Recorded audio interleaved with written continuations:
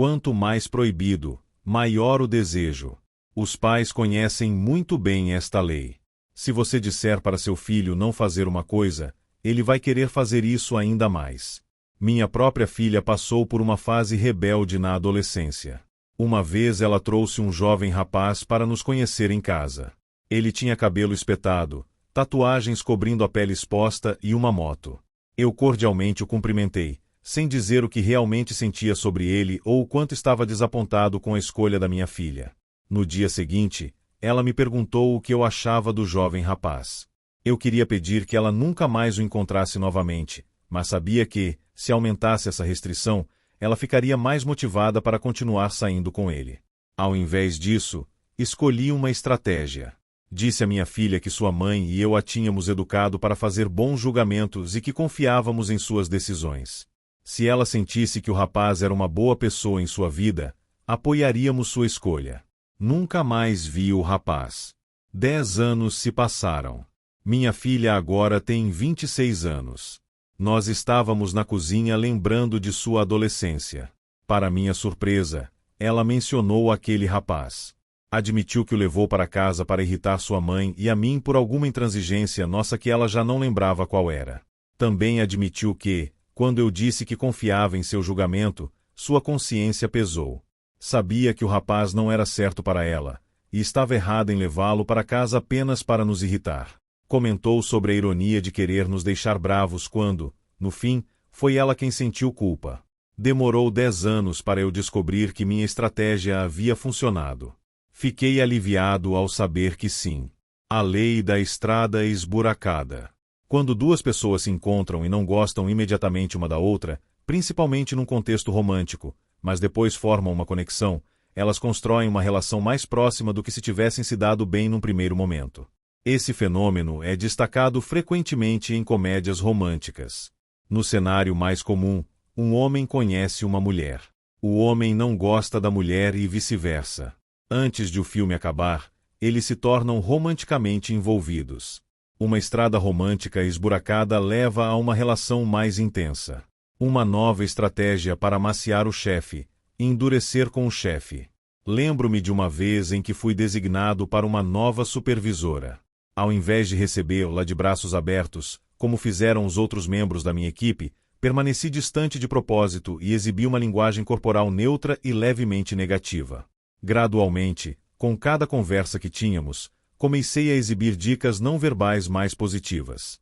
Completei a virada alguns meses mais tarde dizendo a ela que a considerava uma boa supervisora e respeitava suas fortes habilidades de gestora. Daquele dia em diante, formamos uma relação mais próxima do que se eu tivesse aceitado sua presença imediatamente. Essa relação próxima me deu uma distinta vantagem quando eu pedia recursos para as investigações, tempo de descanso e outros favores. A lei da personalidade. Existem literalmente centenas de tipos ou características identificadas na literatura científica e popular. Elas se referem a padrões consistentes de comportamento exibidos por um indivíduo em seu dia a dia. Quando alguém diz aquele indivíduo simplesmente não é do meu tipo, essa pessoa pode estar comentando sobre a aparência física ou as crenças, por exemplo, religiosas ou políticas. Entretanto, em muitos casos ela se refere à personalidade do indivíduo, que não é congruente com a sua própria. 2 tipos universais de personalidade, extroversão e introversão, são de particular interesse quando se trata de interação pessoal e o desenvolvimento de relações de curta ou longa duração. Extrovertidos, quando comparados com introvertidos, parecem mais atraentes porque são vistos como confiantes e gregários. Antes de entrar em qualquer tipo de relação, é útil saber se a pessoa que você quer conhecer tende à extroversão ou introversão, pois isso lhe dará uma ideia do tipo de comportamento que pode esperar. Se você for um extrovertido e a pessoa que deseja conhecer for introvertida, espere encontrar diferenças inerentes na maneira como vocês percebem o mundo. Extrovertidos tiram energia no contato com os outros e buscam estímulo no ambiente ao redor. Geralmente falam espontaneamente sem pensar. Eles não hesitam em usar o método da tentativa e erro para atingir um objetivo. Por outro lado, os introvertidos gastam energia quando interagem socialmente e buscam um tempo sozinhos para recarregar as baterias. Buscam estímulo em seu interior e raramente falam sem pensar. Também pesam cuidadosamente suas opções antes de tomar alguma decisão. Os extrovertidos mantêm uma grande variedade de relações. Entretanto, essas relações tendem a ser relativamente superficiais. Introvertidos, por outro lado, têm poucas relações, mas que possuem mais profundidade.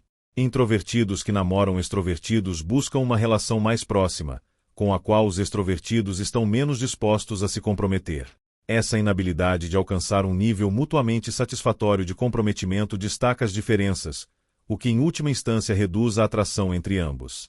Extrovertidos usam o fluxo de consciência para se comunicar. O que pensam, eles falam. Essa espontaneidade geralmente cria problemas, principalmente com introvertidos que pensam antes de falar e se constrangem mais facilmente quando extrovertidos soltam algum comentário sobre algo pessoal. Se você for um introvertido que está pensando em se envolver com um extrovertido, prepare-se para surpresas quando se trata de suas palavras. Geralmente, introvertidos e extrovertidos se comportam diferentemente em situações sociais. Extrovertidos tendem a ser mais abertos quando não conhecem muitas pessoas. Introvertidos tendem a se sentir desconfortáveis em grandes grupos de pessoas desconhecidas.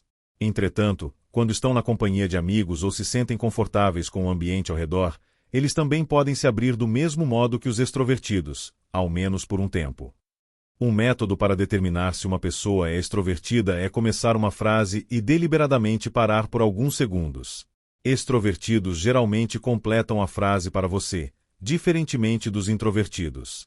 O mesmo método pode ser usado para determinar se você estabeleceu uma conexão com o introvertido. Quando introvertidos se sentem confortáveis com as pessoas, eles geralmente completam as frases da mesma maneira que os extrovertidos.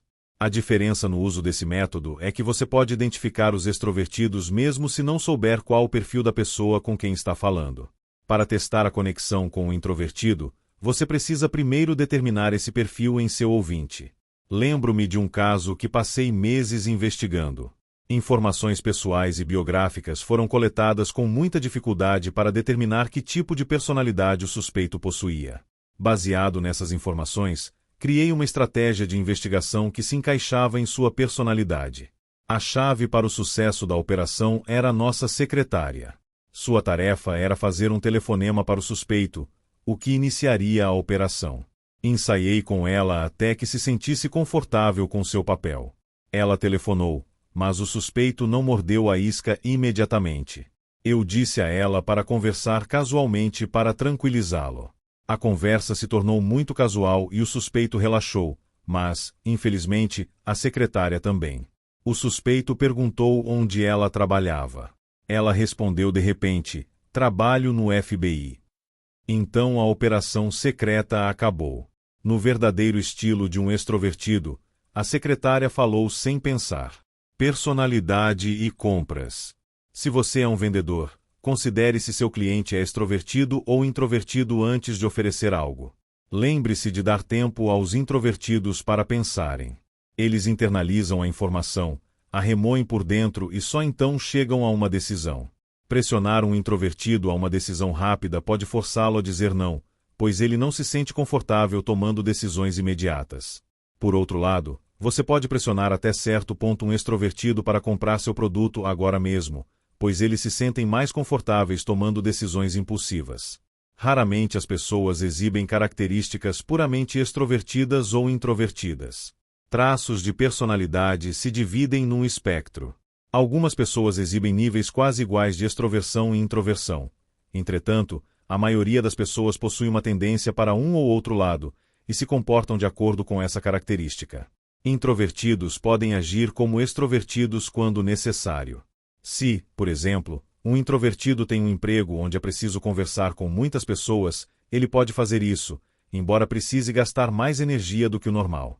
Além disso, quando sai do trabalho, ele volta a se comportar como introvertido.